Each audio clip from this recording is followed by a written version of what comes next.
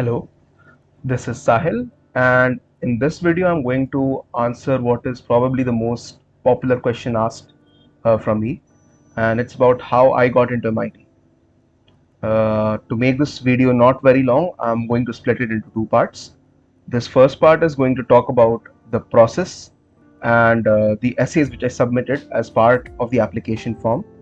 The second video will deal a bit more with the stats, the marks, and the extracurriculars that I submitted along with this application, and some general thoughts, tips, and advices about this whole process.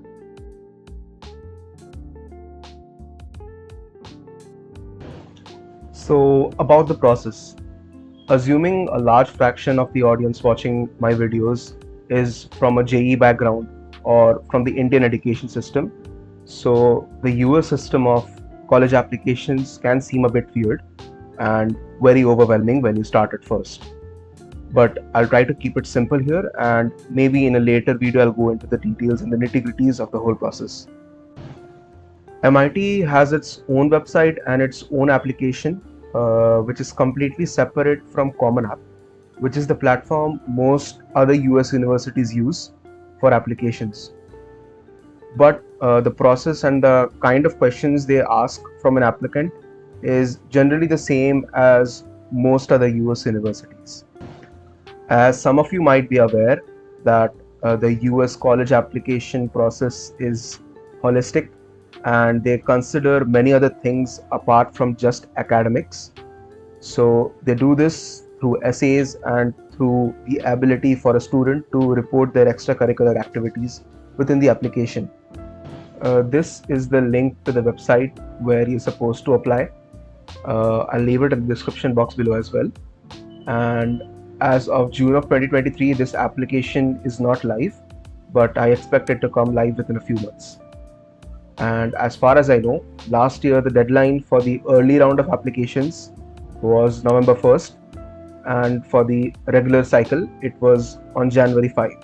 So there's a lot of other info and tips and resources available on this website as well, and basically a guide to college application process for MIT and in general for some other institutions as well can be found within this website.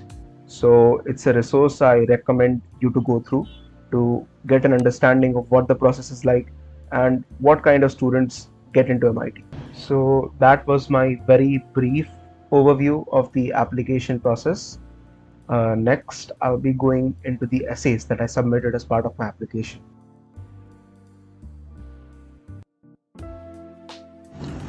Just a few things before I actually get into reading these essays. I don't think they're exceptional at all. In my opinion, they're pretty mid, and I'm not trying to be humble. What I think I do a decent job at is trying to convey what I am feeling and what I want to say, and reflecting parts of my personality within these answers using pretty simple language. I think college admissions officers are not looking for very flowery language. What they're concerned with is how well you can organize your ideas and portray yourself in the prescribed word limit. With that out of the way, now I'll start reading the essays. So here's the first prompt. It's titled "What You Do for Fun." We know you lead a busy life, full of activities, many of which are required of you. Tell us about something you do simply for the pleasure of it. And here's my answer. Whenever I feel like the things in my life are getting ahead of me, I find solace in playing my keyboard. I sit near the window and look at the scene outside. A bright sunny day, the lavender hue of the sky at dusk, or sometimes an empty street in the middle of the night. In that moment, I keep quiet, take a break, and give form to whatever I feel. I let my fingers play how they want to, and appreciate the sounds that are characteristically me, laid out bare in that moment. Time hardly matters in these moments of quietness. Some days it might take me 30 seconds to voice what I truly feel, while at other times I spend hours without even realizing it. I play till I feel the tension oozing out of my fingertips and feel satisfied and ready to jump back into life. It feels incredibly fulfilling to give form to whatever I feel. Keeping quiet in this way helps me to appreciate the little things in life and know it will all be okay. Sometimes I turn that dream into a song, giving myself a time capsule to remind myself of the times I have been through when I listen to it again. Composing makes me feel alive and lose track of time.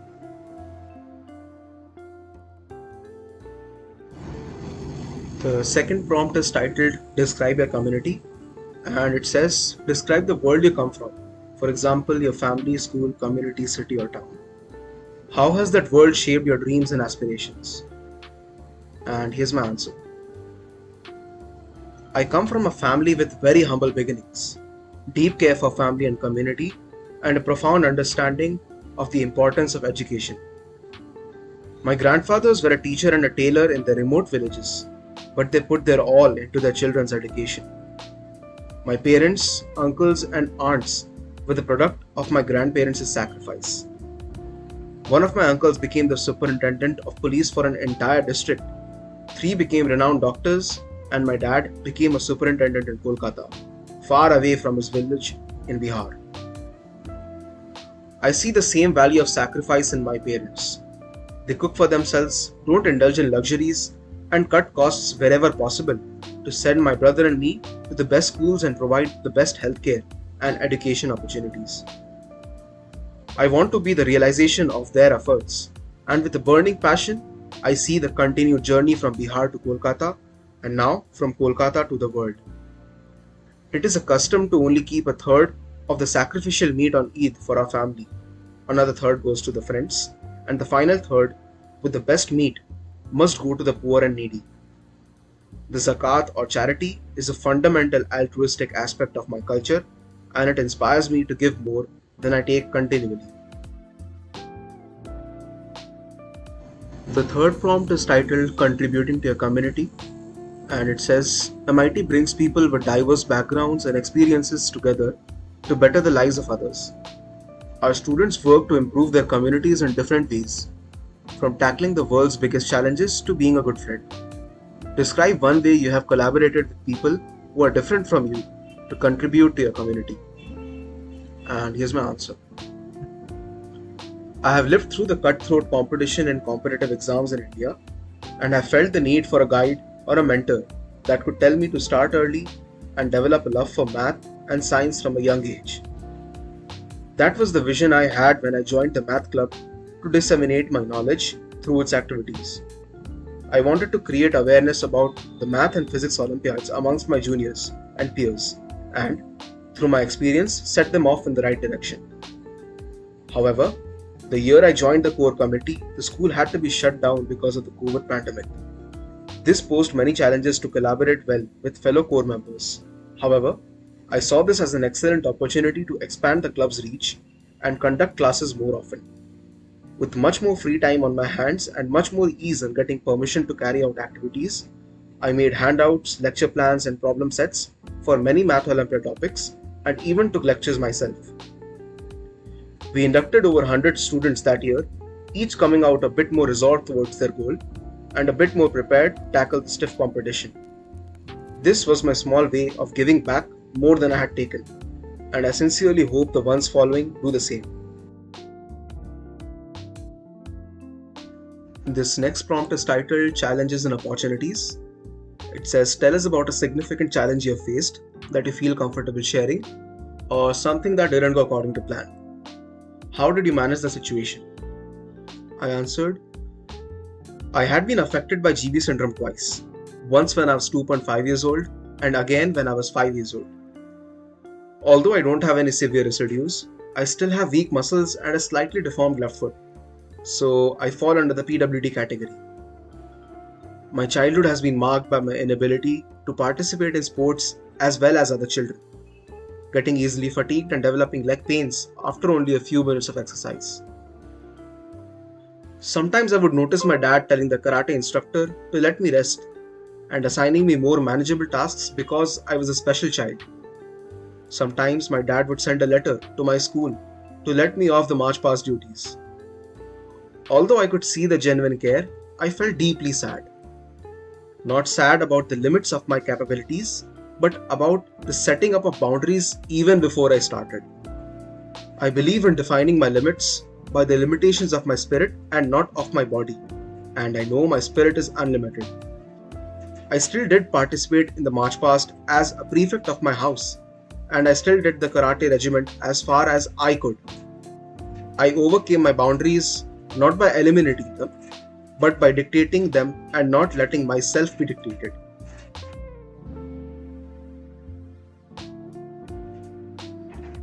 This last essay I put in my application was not really a prompt. I put this under the additional information section, and it's a space they provide for students to mention something they have not already mentioned in the application but is still significant to them, or to lay stress to something they've already mentioned but want to put more light on. So here's how I went about it.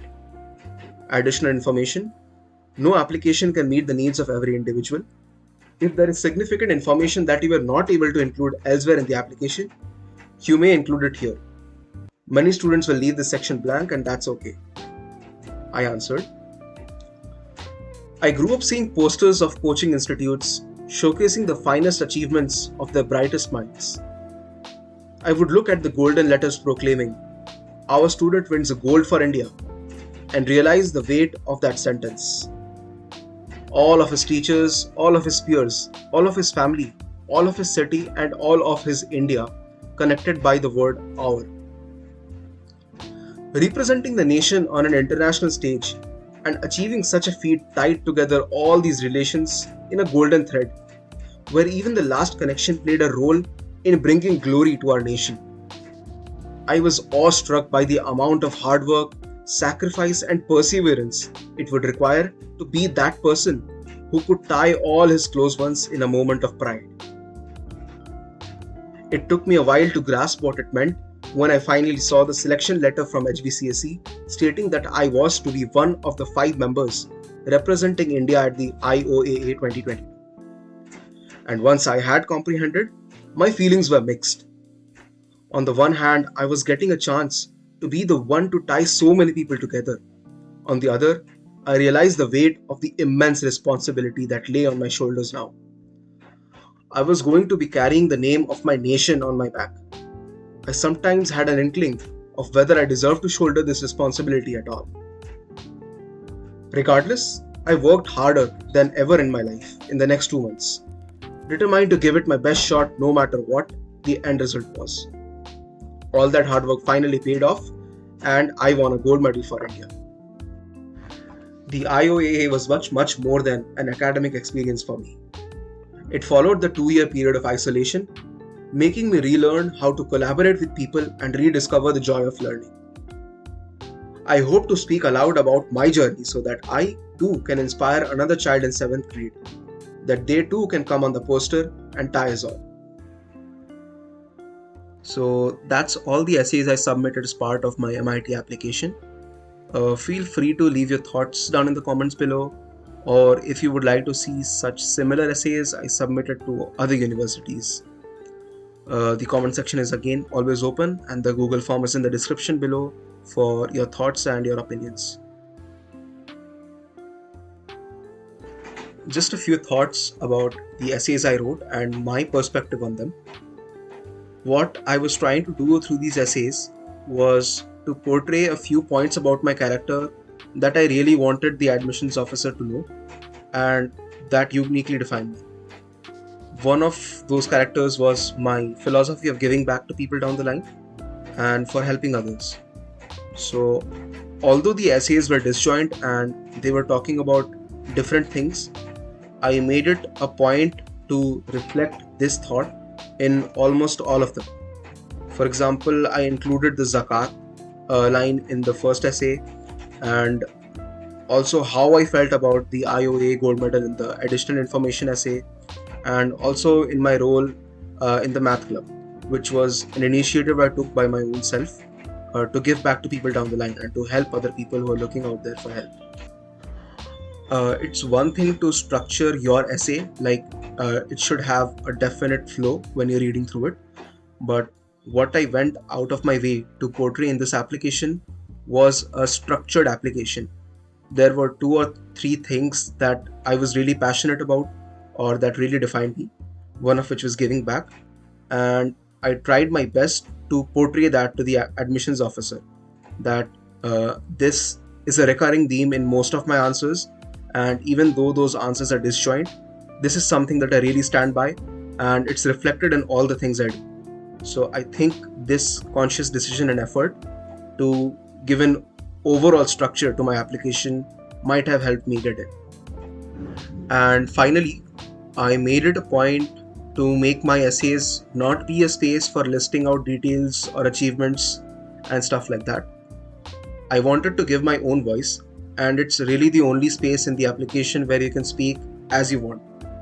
So I made it a point to not repeat things and to not use this space as just flaunting my achievements.